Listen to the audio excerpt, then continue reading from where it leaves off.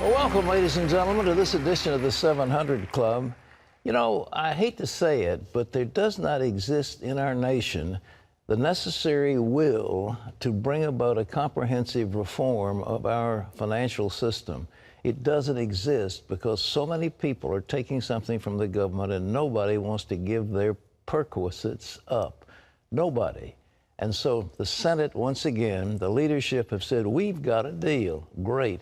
We kick the can down the road to January. Then we go back and start fighting all over again.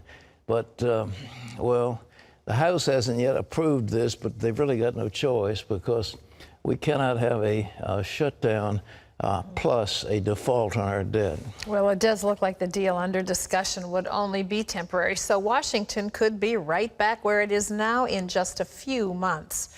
Charlene Israel has the story.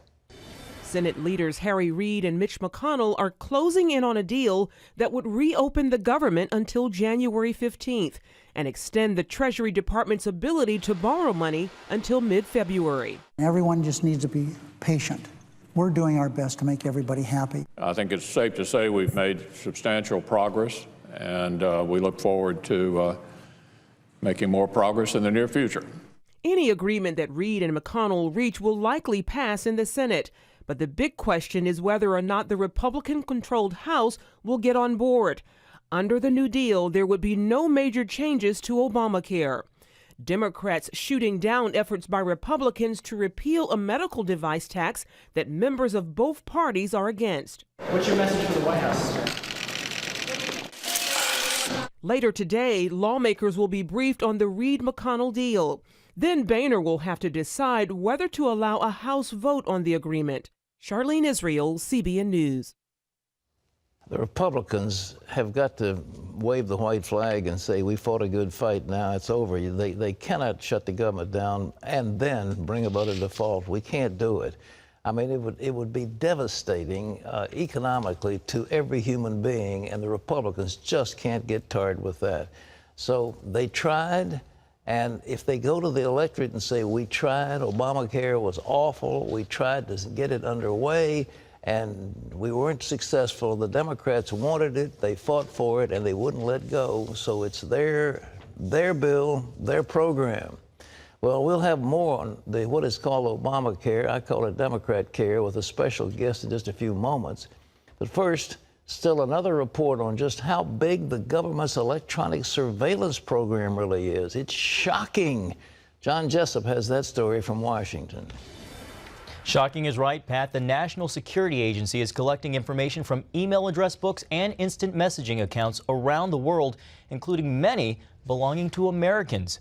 The Washington Post reports the NSA intercepts the information as it moves electronically around the world.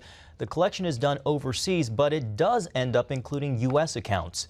An intelligence spokesman tells the Post the agency is focused on finding information about terrorists, human traffickers, and drug smugglers, and isn't interested in personal information about ordinary Americans.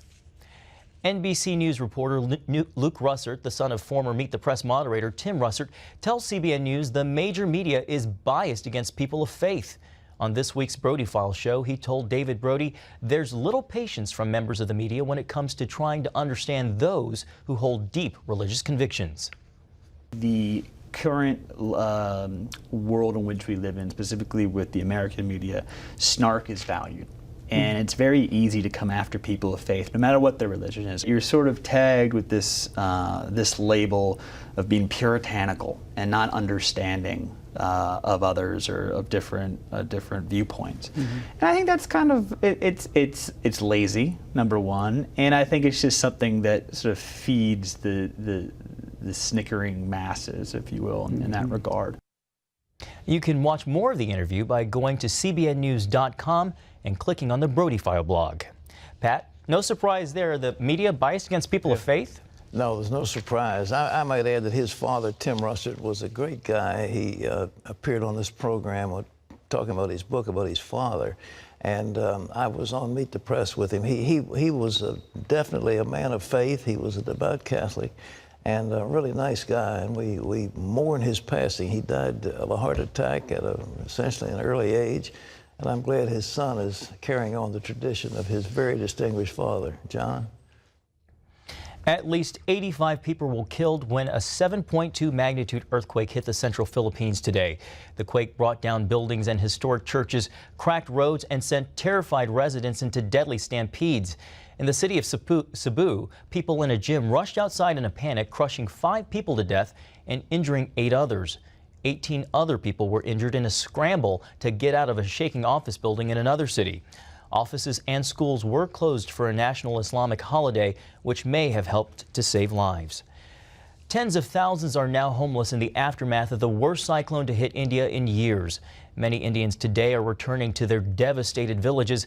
CBN is bringing them hope as they start rebuilding their shattered lives, with disaster relief teams in the area providing much-needed help. Gary Lane has more. Fatama and her husband Thatya live in a small village near the eastern India seashore. The worst of Cyclone Fallon's 140-mile-per-hour winds and torrential rains battered the area. Authorities evacuated this couple and nearly 1 million other Indians like them to nearby shelters. That's the reason the death toll in this cyclone was minimal compared to one 14 years ago, when 10,000 people died. When Thatama and Thatya returned to the village of New Bakshapali, they discovered their humble thatched home was still standing, but badly damaged by the cyclone. Sadly, the storm surge had washed away all their clothing and belongings. Fatma was overwhelmed. Our boats are gone, clothes are gone, everything is gone. What will we eat? How can we live? She worried about the damaged roof.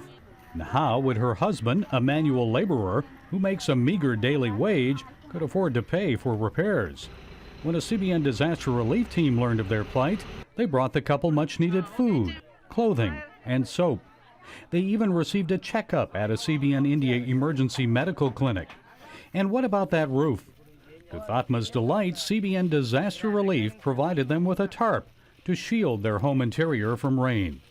As the CBN India team said their goodbyes, Thatya quickly got down to business, putting the tarp in place over the roof.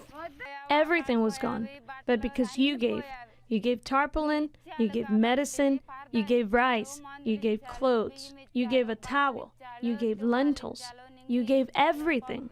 Thank you 10,000 times. Gary Lane, CBN News.